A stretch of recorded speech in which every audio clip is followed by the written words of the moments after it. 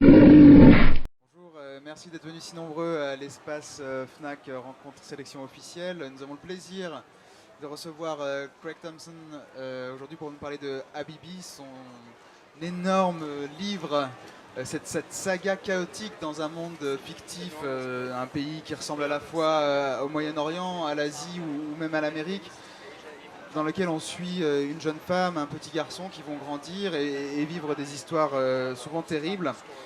On y parle d'environnement, mais aussi de sexe, de religion, de maltraitance. C'est à la fois une œuvre presque de science-fiction, mais aussi une œuvre très sensible. Et je voulais savoir, Craig, quelle était la première idée, quelle était la première direction de cette œuvre qui part un petit peu dans tous les sens avant de revenir vers quelque chose de très fort et avec une idée très forte? Well, I started with the characters of Dodola and Zam, and that was the one element that was the inspiration, the gift. They emerged fully realized within the first or second page of my sketchbook, just a drawing of the two. Voilà. And I felt this immediate parental attachment to them. Et vous saviez déjà qui étaient ces personnages, dans quel monde vous alliez les faire évoluer, qu'est-ce que vous vouliez leur faire dire? No, not at all. That was the problem. The image emerged first of the two of them. I did know that they were child slaves. I don't know why, but I knew that about them. I didn't know what world they inhabited or what stories shaped them.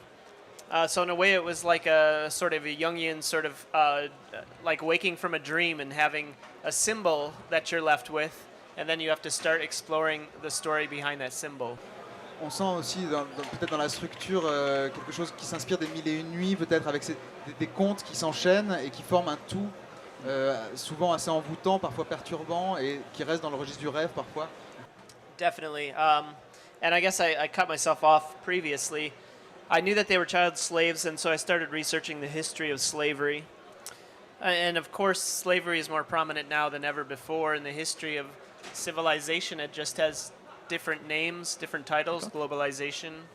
And I got sucked into the history of the sort of Arab slave trade in East Africa and North Africa. Like, there was a lot of fascinating details there and texture, and I think it was this 1001 Nights landscape that it painted that I really got sucked into and thought of that as the genre, sort of fantastical genre that Dodola and Zam would inhabit.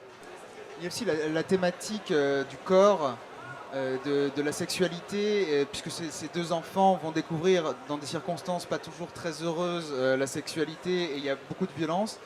C'est aussi des thèmes qui avaient été effleurés dans Blanket, dans d'autres œuvres. Qu'est-ce qui vous travaille là-dessus, Craig Thompson? Well, Blankets is a lot more about the sort of innocent side of sexuality, the sort of sexual awakening, and it has a purity to it, whereas Blankets is darker and explores themes around sexual trauma. Because I think sexual trauma is pretty universal, and that everyone to some degree often experiences it, whether that's something severe like rape or molestation, or something more subtle in like religious dogma, or just the sort of natural clumsiness of coming into your own sexuality. Oui, justement, la religion est très présente, notamment donc, l'islam, qui est présente graphiquement aussi dans l'art, dans l'architecture et dans tout ce qui est présenté. Comment vous avez abordé ce thème de la religion et de l'islam en particulier, qui a été assez compliqué aux États-Unis ces 10 dernières années? Well, I guess it started with 1001 Nights, and I was reading it and really savoring it for its adventure and sensuality and bawdiness and humor. But I wasn't certain if these elements were intact from the original Arab folktales, or if it was something superimposed by a British colonialist, Sir Richard Burton, the anthology I was reading. So it required a deeper reading of all these elements, reading the Quran for the first time, reading about Islam, and getting very inspired visually by Islamic arts, especially Arabic calligraphy, but also the ornamentation and the geometric design. Et justement, est-ce que vous avez appris la calligraphie? Est-ce que vous avez appris l'arabe pour l'écrire? No, people ask me that a lot. Non, les gens me le demandent certainly beaucoup. the calligraphy is a lifelong discipline. So what I was doing was essentially glorified tracing. And I wasn't fluent in Arabic or in reading or writing or speaking, but I just learned the basic consonant alphabet and relied on friends of mine that were fluent in Arabic as consultants. But yeah, essentially I would manipulate things digitally and then trace them with a brush on the page. So it's tracing and collage, but with ink. Il y a aussi un autre thème très fort dans le livre, c'est le thème de l'environnement, de la pauvreté des ressources en eau et de la gestion des déchets. C'est quelque chose qui vous tient à cœur? Well, I think it's an important issue for everyone. I mean, I hope so. Yeah, it seems like the biggest threat of our present day reality. And I think it probably originates from growing up in a family where my father was a plumber. So even though my parents are quite conservative, it's sort of politically conservative, they were always preaching the sort of preciousness of water and the limited resource it was. They were very stingy about water, the way you would be stingy about money or anything else. Also, since he was a plumber, it was a sort of household where you would talk about poop at the dinner table. And so, you know, even as a small child, we had this sense of waste management, and that, you know, whatever humans consume, they create an equal amount of waste, and someone has to deal with it, and all goes somewhere. Je me tourne vers le public qui est vraiment venu très nombreux. Profitez-en, Craig Thompson est là, vous pouvez lui poser des questions. Est-ce que quelqu'un voudrait lui poser une question? Je lui passe le micro. Je voulais savoir comment vous avez composé la trame. Est-ce que vous l'écrivez de manière chronologique pour vous, c'est-à-dire de manière continue? Est-ce que vous l'avez écrite intégralement à l'avance en texte ou en pré-découpage pour ensuite la faire un clean? Voilà, comment ça se passe? Well, the first draft of the book was quite linear, and I reached a creative block where I didn't know how to proceed. And it was at that point that I rediscovered these magic squares, the 3x3 9-paneled magic squares in my notebooks. And it's Sudoku, you know, it's a Sudoku is a form of comics. It's just a mathematical narration. I started to think of these 9 squares as a structure for the book. So I took the existing draft and just shattered it on the floor, and then started piecing the pieces back together in a new format, non-linear this time. But comics are like or bande dessinée are a perfect medium for these sort of time leaps. You can't do the same in film because it would require, film is washing past you or over you, and unless you hit rewind, you can't leap back in time. In prose, there's not the visual cues, but with comics, you can very easily, on a single page, make huge leaps, have a foothold in different time periods and scenes simultaneously. You hold both in your mind's eye. I saw you thank Joe Sacco in your book. In which way did he help you out?